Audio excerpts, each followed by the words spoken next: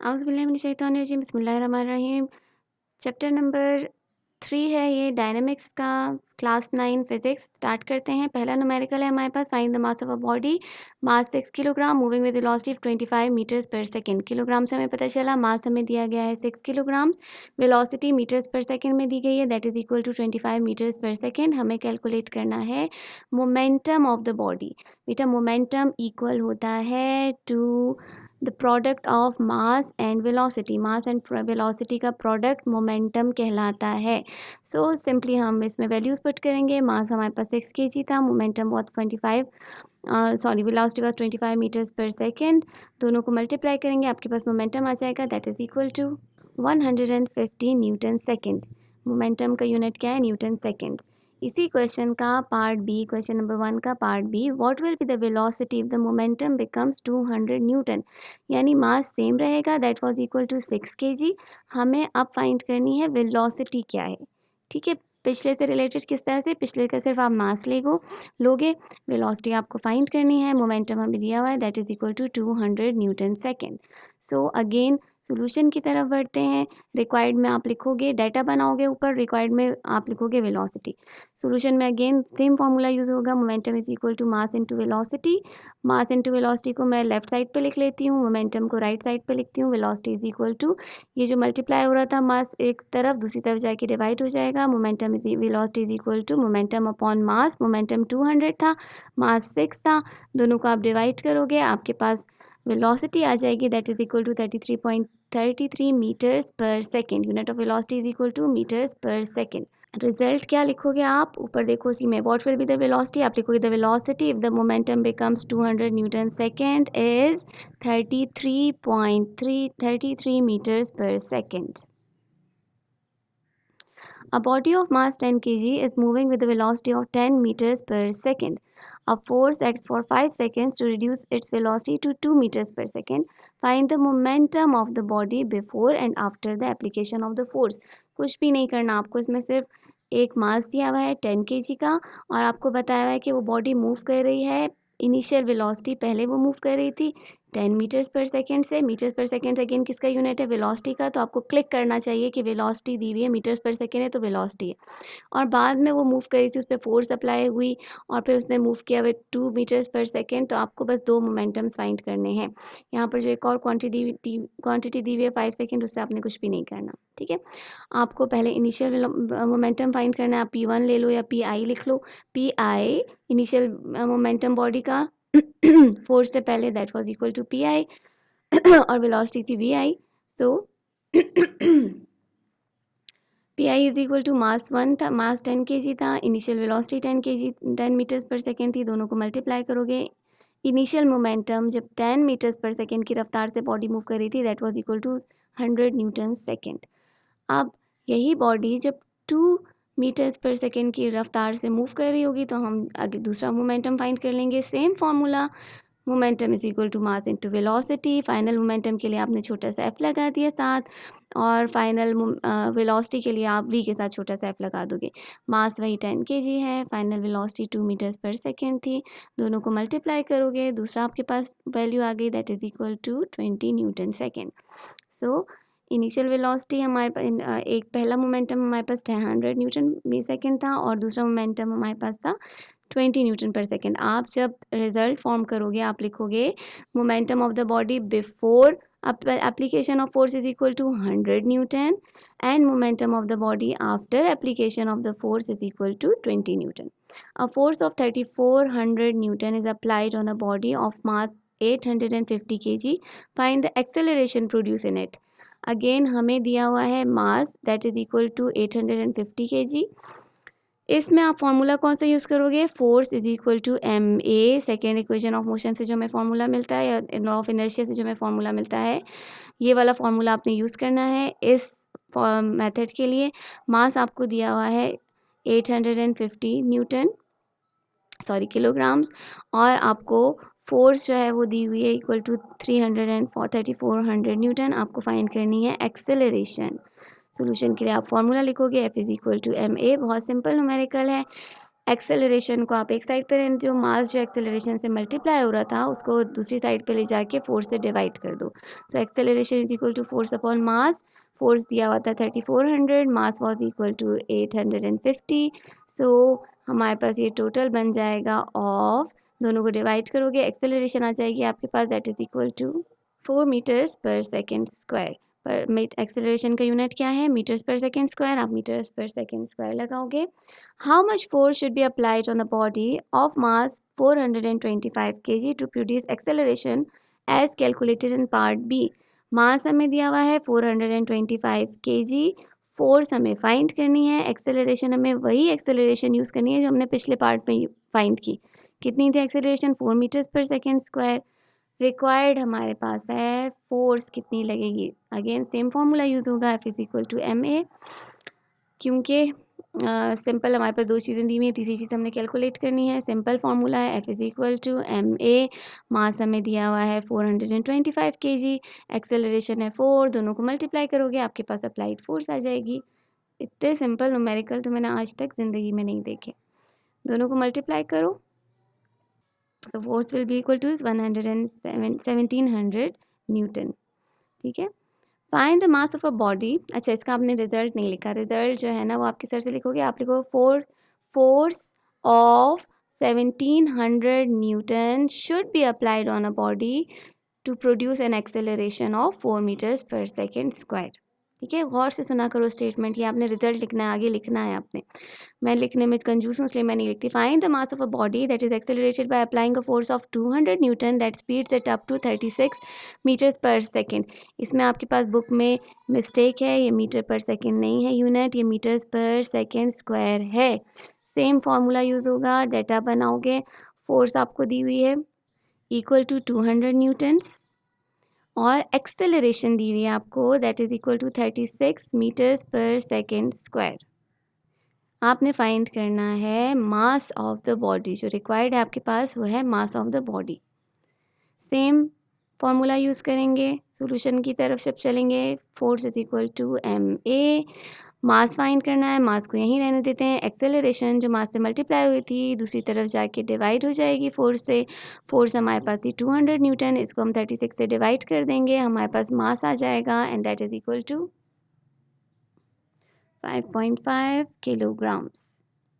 ठीक है, रिजल्ट कैसे बनाओगे, mass of the body that is accelerated by a force of 200 newton is equal to 5.5 kg.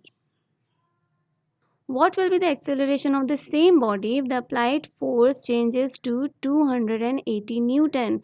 उसी का पार्ट है। अब एक्सेलरेशन क्या होगी सेम बॉडी की, यानी उसका मास सेम होगा अगर हम उसका फोर्स जो है वो चेंज कर दें। यहाँ पर हमें क्या दिया हुआ था मास हमने जो फाइंड किया that was equal to 5.5 kg। इसी मास की बॉडी पे फोर्स पहले 200 न्यूटन लग रही थी, अब अगर 280 न्यूटन की फोर्स लगेगी तो एक्सेलरेशन क्या होगी। बेटा रिपीट रिपीट रिपीट, बार बार सेम न्यूमेरिकल रिपीट हो रहे हैं जिसमें आप लोगों ने सेम फॉर्मूला अप्लाई करना है। F is equal to M a, force आपको दी हुई है, मास दिया हुआ है, आपको सिर्फ एक्सेलरेशन फाइंड करनी है। सेम फॉर्मूला आप लिखोगे, एक्सेलरेशन के लिए आप क्या करोगे, मास को दूसरी तरफ ले जाके डिवाइड कर दोगे। So acceleration is equal to force upon m, force है 280 न्यूटन, मास वॉज 5.5।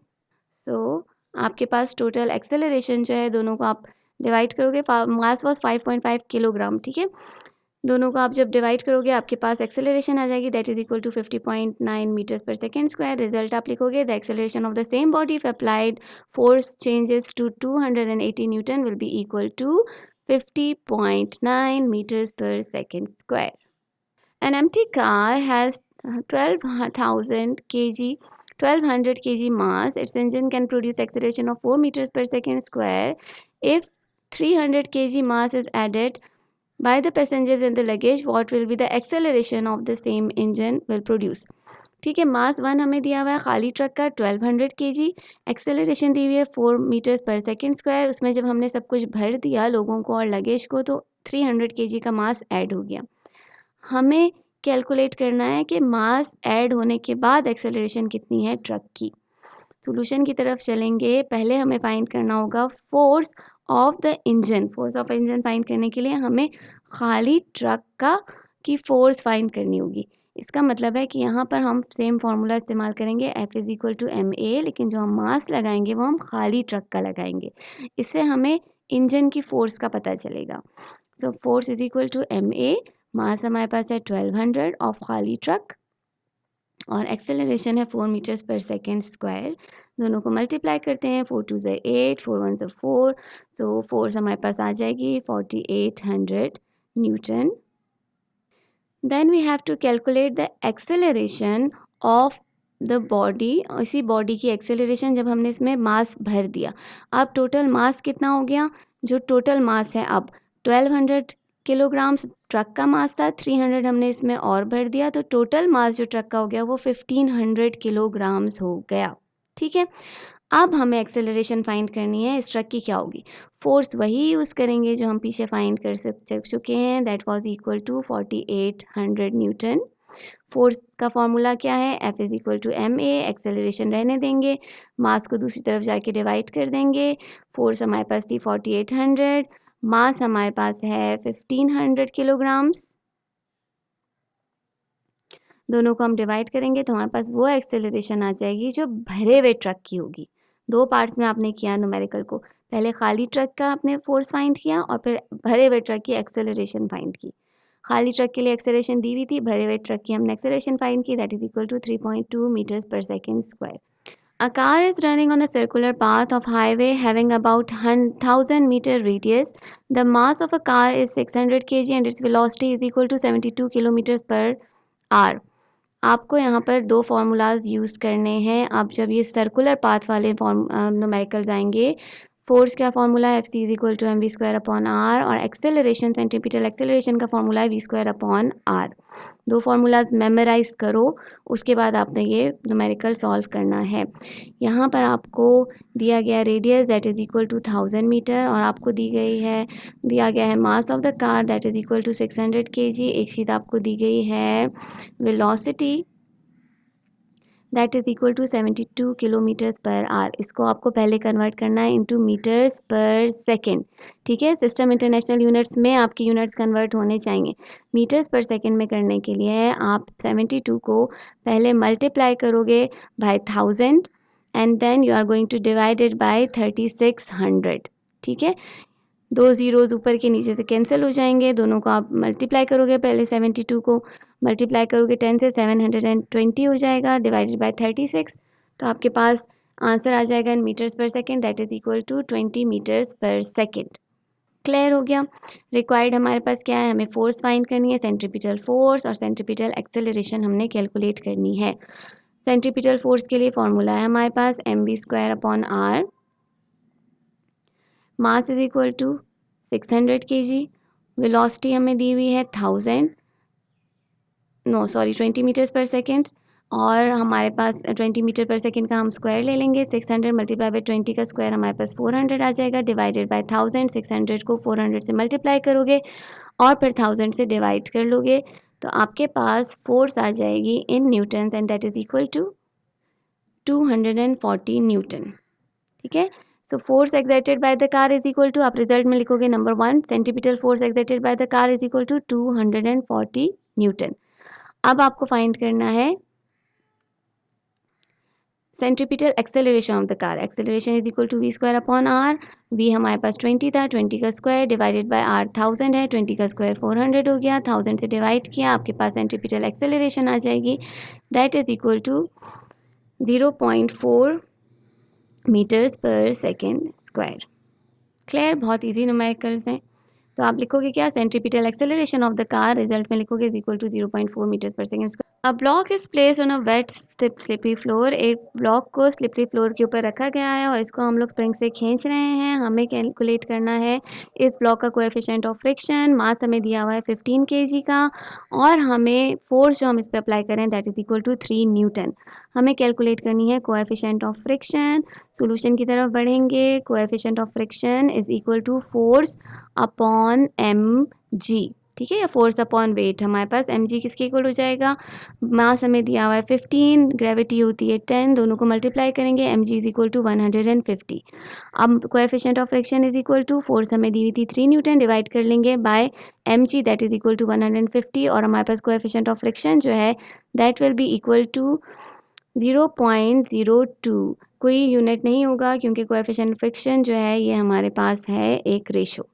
एक और न्यूमेरिकल आपके पास था, इसको मैंने सॉल्व नहीं किया है, इसका मैं आपको तरीका बता रही हूँ आपने कैसे करना है। आपने वेट मालूम करने हैं एक ऑब्जेक्ट के जिसका मास 60 kg है, मुख्तलिफ ऑर्बिटरी प्लैनेटरी सेलेस्टियल बॉडीज़ पे आपने इसका वेट कैलकुलेट करना है। वेट का फॉर्मूला हमारे पास होता है इक्वल टू mg। आपने सिर्फ क्या करना है, मास को मुख्तलिफ दिए हुए जो बॉडीज़ हैं उनकी ग्रेविटीज़ आपको दी गई होंगी, उनके साथ मल्टीप्लाई कर लेना है। सो वेट ऑफ द अर्थ, अर्थ पे इसका वेट कितना होगा बॉडी का, आपने क्या करना है, इसके मास को मल्टीप्लाई कर देना है अर्थ की ग्रेविटी से। यहाँ पर जो इसकी ग्रेविटी दी गई है that is equal to 9.8 metres per second square, दोनों को मल्टीप्लाई करो, जो आंसर आएगा वो न्यूटन्स में आपका वेट होगा। देन उसी बॉडी का वेट जो है ऑन मून पे ग्रेविटी दी हुई 1.6, मल्टीप्लाई करोगे तो आपके पास वो आ जाएगा। मार्स पे आपके पास ग्रेविटी दी गई है 3.7, ठीक है। इसको आप मल्टीप्लाई करोगे दोनों क्वांटिटीज़ को, जो वेट आएगा इन न्यूटन्स वो आपके पास वेट होगा ऑन मार्स। उम्मीद करती हूँ आप लोगों को वीडियो समझ में आ गई होंगी। अगर अच्छी लगी हैं तो please support us, we need your support. आपकी सपोर्ट होगी तो चैनल चलता रहेगा, वरना we have to quit. Thank you. Like share and subscribe. अल्लाह हाफिज़।